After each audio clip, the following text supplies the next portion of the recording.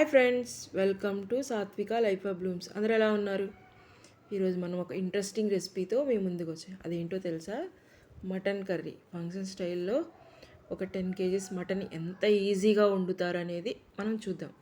చూసారా, ఇలా పల్లెటూరు వాతావరణంలో ఇలా పుల్లల పొయ్యి మీద ఎంత ఈజీగా వండుతున్నారో మటన్ కర్రీ వాళ్ళు.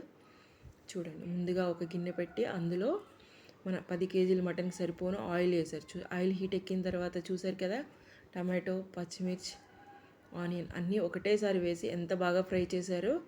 అది ఫ్రై అయిన తర్వాత మనకి ఈ మటన్ని నీట్గా క్లీన్ చేసిన మటన్ని చూడండి ఎంత ఈజీగా కనిపిస్తుందో. అది కాల్చి ముందు మటన్ని అలా ఈజీగా వేసారు. చూసారా ఎంత ఈజీగా స్ప్రెడ్ చేస్తున్నారో. ఇలా ఈ మటన్ కర్రీని ఈజీగా, అంటే మటన్ తొందరగా ఉడకదని ముందు బాయిల్ చేసి తర్వాత వండుతారు, కానీ డైరెక్ట్గా మటన్ కర్రీని ఇలా విలేజ్ స్టైల్లో ఎంత బాగా వండుతున్నారు చూడండి. ఎంత బాగా కనిపిస్తున్నాయి ముక్కలు. ఇలా ఆయిల్లో మొత్తం కలిపి అలా స్ప్రెడ్ చేసి మూత పెట్టి ఒక 5 నిమిషాలు అలాగా అట్టి పెట్టారనమాట. దాని తర్వాత చూడండి, ముందుగా పసుపు, అంటే ఆ కర్రీకి సరిపోని పసుపు, తర్వాత సాల్ట్, అదేనండి కళ్ళుప్పు వేసి మొత్తం అలా నీట్గా చూడండి. మొత్తం ఉప్పు కూడా ఒకటే చోట వేయకుండా చుట్టూ మొత్తం స్ప్రెడ్ చేస్తున్నారు. ఎందుకంటే ఏదైనా ఉప్పు వేస్తేనే కదా ముక్క చక్కగా నీరు వచ్చి మెత్తగా ఉడుకుతుంది.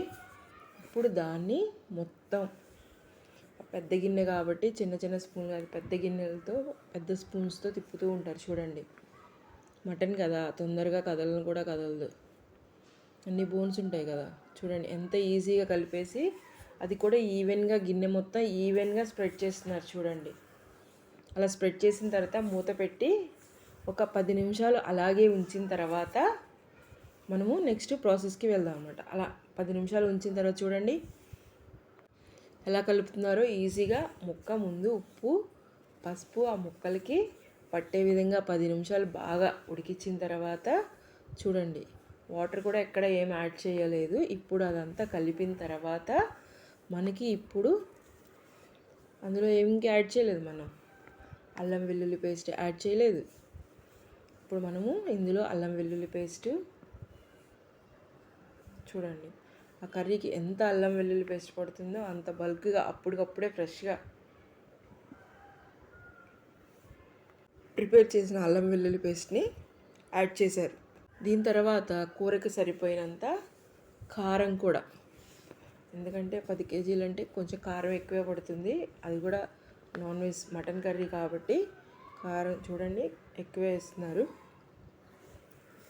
ఈ రెండు వేసి బాగా కలపాలన్నమాట. చూడండి, ముక్క అంతా పట్టే విధంగా ఈవెన్గా స్ప్రెడ్ చేయాలి. అలా స్ప్రెడ్ చేసి మొత్తం బాగా కలిపిన తర్వాత మూత పెట్టి ఒక 5 నిమిషాలు 5 నుంచి 10 నిమిషాలు బాగా ఉడికించాలన్నమాట. ఆ తర్వాత వాటర్ యాడ్ చేసుకోవాలి, ముందే వాటర్ యాడ్ చేయకూడదు.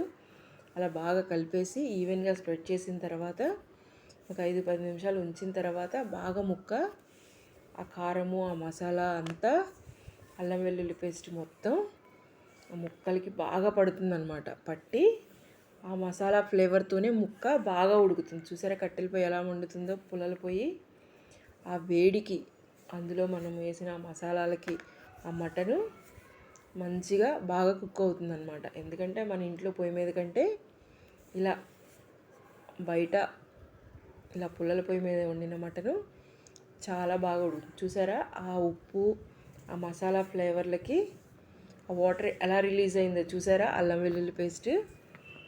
ఇప్పుడు ఆ వాటర్ మొత్తం మటన్ ఉడకడానికి సరిపోదు కాబట్టి అది మొత్తం బాగా ఈవెన్గా స్ప్రెడ్ చేసేసి ఇప్పుడు మనం ఇందులో కూరకి తగినన్ని వాటర్ పోద్దాం అన్నమాట. చూడండి, ఇలా వాటర్ పోయటం వల్ల ఏమవుతుందంటే ముక్క ఇంకా ఎక్కడన్నా గట్టిగా ఉన్నా ఆ హై ఫ్లేమ్ మంట మీద మంచిగా ఉడుకుతుందన్నమాట.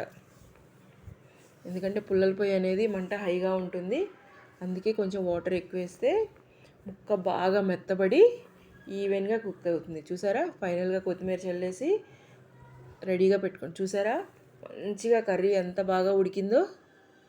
Mutton curry, function style mutton curry చూసారా ఎంత ఎమ్మీగా ఆయిల్ అంతా పైకి వచ్చింది. మరి మీకు ఈ వీడియో కనుక నచ్చితే లైక్ చేయండి, షేర్ చేయండి, సబ్స్క్రైబ్ చేసుకోండి.